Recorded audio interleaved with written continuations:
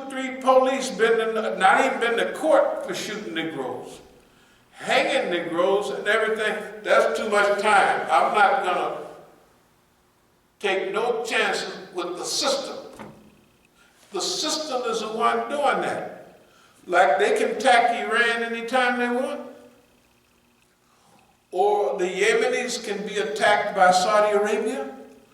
Saudi Arabia is the one, Saudi Arabia and those people, Saudi Arabia and any of those people, they're all hooked up with boss man.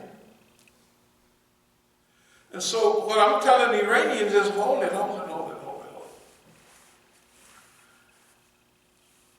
Because my line is this: I support Vilayat Faqih. That's my business. They don't have no right. Here's the way they are. Those ones, this clique, that's a dangerous clique. Because Iran has to have, anybody can see, they don't care whether you're an easygoing Iranian, a hat-wearing Iranian, or a wet Iranian, or a dry Iranian, right? They want to see all of you gone. So the first thing you have to do is, if you don't like Ahmadinejad, you have to swallow. Why? Because he has some position, some power, and he can help. So right now, those funny acting leaders, not the Rahbar, but those guys, the people that let them know, hey man, y'all had a chance. You had a chance to hug America, hold hands with America. Hey man, Zarif, you would have thought he was running for president of the United States. Remember all the program? Every time he's grinning with a big, like he swallowed a chest cat or something. And they treating him like, and he's believing them. This is the point. Because I told him a long time ago, just like about signing the treaty with them, but then cut their throat. We can't do that, that's dishonorable. I say, you're crazy. Y'all remember the movie Geronimo, when Geronimo signed a treaty with General Crook or something like that? And that's the thing I liked about that is this is the first time you see Indians with their weapons. You know, they took pictures of that. And you see Indians not beaten and, you know what I mean, destroyed. They are still carrying their weapons. So, but in order for that treaty to be fulfilled, okay, they had to surrender their weapons later. So they put Geronimo and them on the train, and then all the other Indians, Apaches, just like them, that they know, they told them, drop your weapons. They said, what? I said, drop your weapons. You're Indian too. And the boss man, we just double-crossed our brothers. We grew up with them. They know us. You know what Geronimo said? He said, go on, get on the train. He said, because where we're going, we're going to need each other. In other words, it don't make no difference what you did. You made a mistake, but wherever we're going together. That's what's happening in Iran today. And Iran gets a serious shout out. Not only for the war that they did all that time. That was 8 years. Can you imagine? 8 years with no help from nobody. If you think this boycott is something, this sanction is something, even Eastern European countries like Yugoslavia in those days, all of them had gas detectors where you could detect certain poison gas, you know, like a smoke detector. But all military have them. So they've been having them. Iran couldn't buy them from nobody because it was sanctioned. On the Fao Peninsula, in those days, Iran was technically throwing rocks at the Iraqis because they didn't have no bullets. They had no other choice but to say, okay, this Imam Khomeini said it's like drinking poison. But they did it. That's why when they talk about Iran and missiles, Iran and drones, Iran said, y'all are talking crazy. You're technically stupid. We're not going to rely on you guys and your friends to protect us. That's what they're mad about. See, missile technology, Iran is sending satellites out there now. They're sending missiles. They can hit, just like they can hit anything. They can hit this table from 500 miles away. So that's not bad. I mean, it's not perfect, but it's not bad. They can hit this table. Or the cloak, they might get way over there by that chair or something. That's on a bad day. But you look at what happened to those oil installations in Saudi Arabia. Now, I know Iranians didn't do it, but they all hit bam, bam, bam, bam, bam.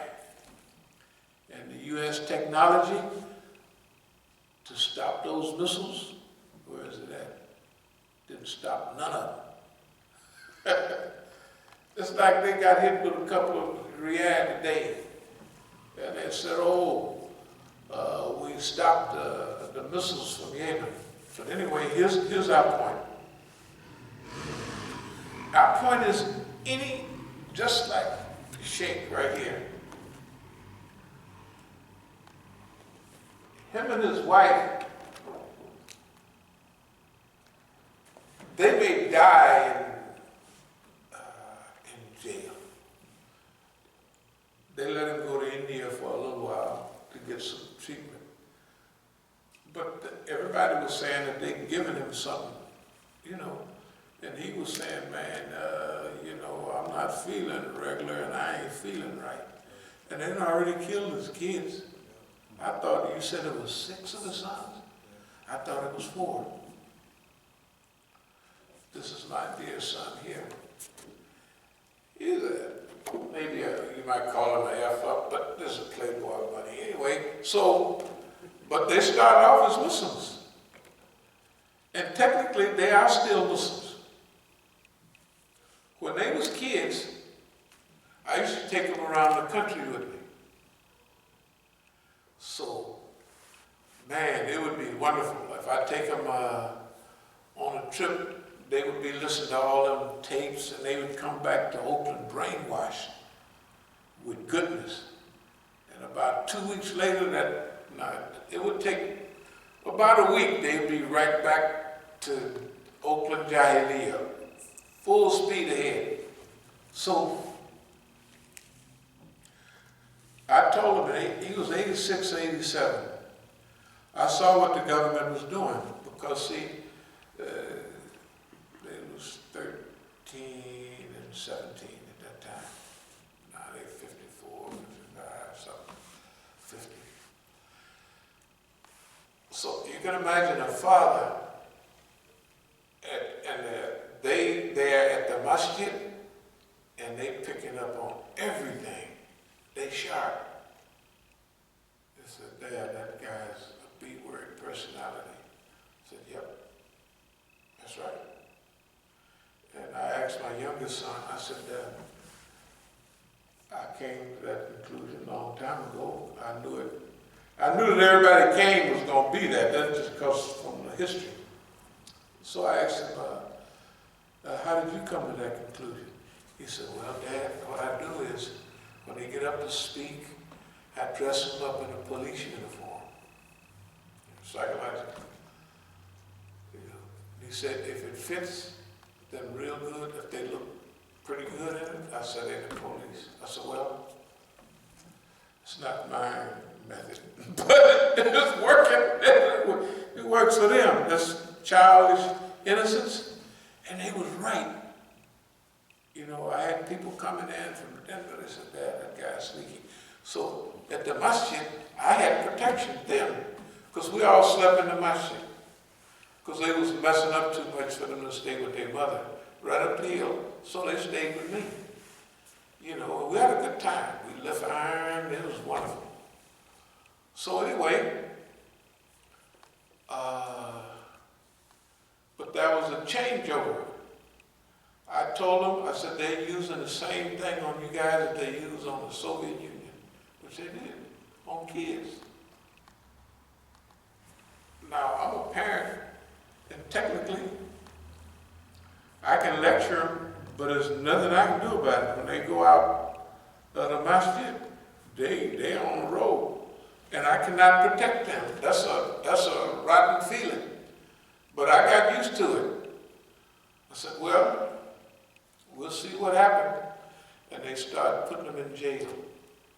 And this one, every time he get one of them sharp cars, you know, I bet he driving real pretty cars with rims and billion-dollar tires and all this stuff. Every time he get himself together and he'd be rolling, pop, they would lock him up. And then the police would tell him, don't tell your father that we did this. Or they give him a phony probation. They said, don't tell your father, you know. They said, Daddy told me don't tell you about because the police was still on me when they was little kids on their bicycles. 8 years old, 12 years old, 11, 9. Even my youngest, he was 6 years old. They'd be out there riding their bicycles. They take all the kids. Now, why do you need to know the names of those little kids? The police are. And what's your name? They say, my name is Reams. See your daddy, Clarence Reams? Yeah. Said, we're going to get him, we're going to do this, that's when I was overseas. So they already, why are they doing that? So anyway, he shot 6 times. 6 times. Luckily, he didn't get hit anyway, but you can see that. See this right here going out and then straight down. That's a shoulder. That bullet broke that hole. The bullet broke that part. Because see, look at it. The thing is going out and then straight down. It's broken. They didn't have nothing. So I was just talking to the doctor. I said, oh, what did y'all do with the bullets? The ballistics? No, we just throw them away. That's illegal. Ballistics, they got to take the bullets and turn them over to the police. So then my son was barely conscious. They said, how much methadone do you need? Because he's going to, have withdrawals. Because they could get him hooked up. He said, she said 1 something or other. He said, no, 245. That means whatever it is, he needs a double dose, because that means he gets hooked up. So the police hooked him up. And they run him off to jail. You know what I told him? Remember what it says, you're free at all times, and whatever happened to a believer, if he hang with it, it's good for him. I said, you guys have been rescued by the white man. I said, you grew up during the 80s and 90s. And they used to show me their photo albums. He said, Dad, both of them. He said, Dad, everybody in here is dead. I said, the little boy that went to Angel Island with you, that had the natural in 77, and was turning flips, because one of them used to turn flips. I said, yeah, he's dead too. I said, all of them? So what the white man did was he saved their life. Right? How many people out here, D.C. and Oakland is the same, how many people lived through that period? The youngsters.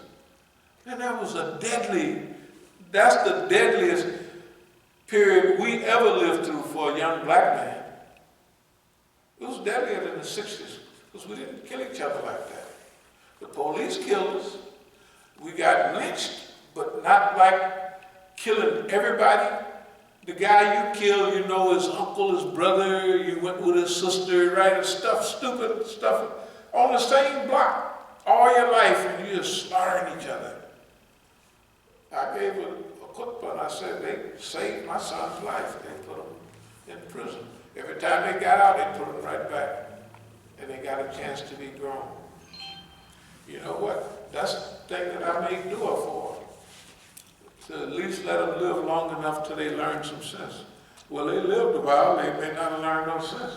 But at least if they get killed now, I just look at it and say, yeah, well, you already knew that's what you into. I won't be, the poor guy got killed. Just like when I looked at this, I said, well, the poor boy, he's still here. You know, he's still here. And because they know what they're doing now. And the police done trained them to go against me. I mean, they don't like, I'm against you and I want you to lose. But they heroin addicts, so they're going to cooperate with the police. One, smoke crack. And crack, you don't have no ethics or morals, right? You just don't have ethics and morals, right? But there's still a chance for them. Look, what they did to our brother. Now, I want you to think about, remember what I said about Alama Zakzaki? I said if the Iranians was interested in spreading Shiism in Africa, I said they would send me over there and they would send a few lighter-skinned Iranians and Indians, you know what I mean, to help build that community. And they wouldn't say nothing, oh, we're just here, what are you doing on that machine? Oh, we're just trying to help our brother. And that's what we're doing. They don't say nothing. They leave that to me. I'll do the publicity. I told them that. They wouldn't do it. I said, you could get the whole Africa. If you just wanted Africa to be Shias. I said, you see how fast he worked? He started off as a Sunni. He's still a follower of Uthman dan Fodio, but it's with a Shia, you know, Shia, which they don't feel like it's no big deal. Okay, fine. I said, you could have the whole continent. In 2 weeks, all you do, you go over there and do a little help. Build a few schools here and there, or do whatever it takes to ease. It won't take you, but you spend $10 million and you'll have the whole Africa. The whole thing. Why? Because Indians and other people, the Lebanese and all those people in Africa, they hate the Africans. They hate the Africans. That's why Dr. Khalil Siddiqui, you heard what he said. When I first went to Africa, I went to East Africa. And in East Africa, well, y'all may be too young to remember Idi Amin. Idi Amin put all the East Africans, put all the Asians, as they call them, out. You know. And you know what? He was the most popular guy in Africa. Everybody, all of his neighbors, even they didn't like him, they liked that policy. Why? Because all the Asians own 95% of the stores and businesses. They own all the property. So when the African went to buy something, he bought it from an Asian, what they call an Asian. And they didn't like the African. The Asian, now with the African American, the Asian was different. With us, they was all full of respect. Because they knew we wasn't going to put up with that stuff. But with the African, the Wananchi, they was on his case. That's in East Africa. When I went to South Africa and met those Indians and Asians, I was very happy. You know why? They helped with the ANC, PAC. A lot of the lawyers was Indians, was Muslims. And so, a lot of the money raised from the ANC and all of them, that came from Indians, because Indians was rich. They were wealthy. And so, when I gave this talk on racism, and you heard what Dr. Khalil Siddiqui said. He said we was looking at it all the time, and as though we didn't even see it. right? That's what he said when we heard what Imam Musa had to say, as though we was looking at a whole different thing, right? And we know racism. That's what Dr. Siddiqui said. So I was telling them about their own racism, and I also told them what you need to do to fix this South Africa.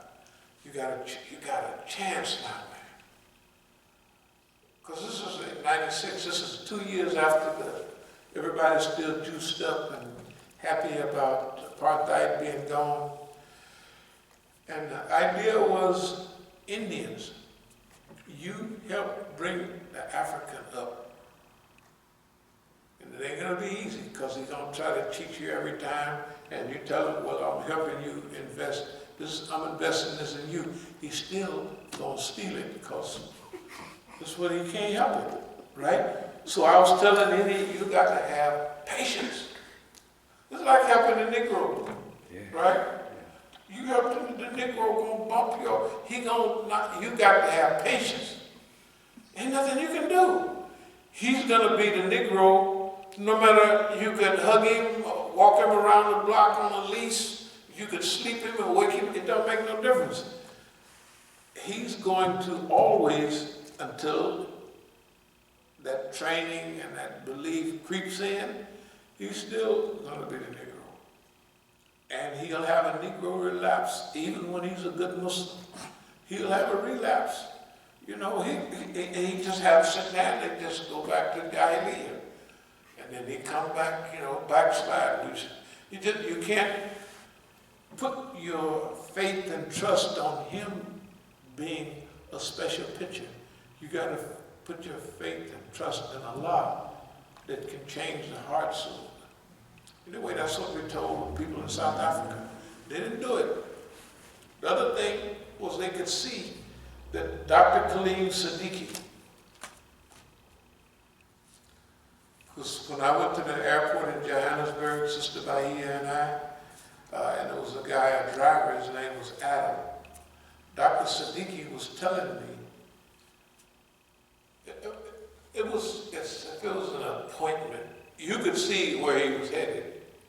I'm saying he was telling me personally, not giving orders, but basically the ideas and some kind of way he just felt this guy got it, and the others don't. That includes Alpha Bangash, Muhammad Al-Asi. He got the Quran, but the function, he can't have the function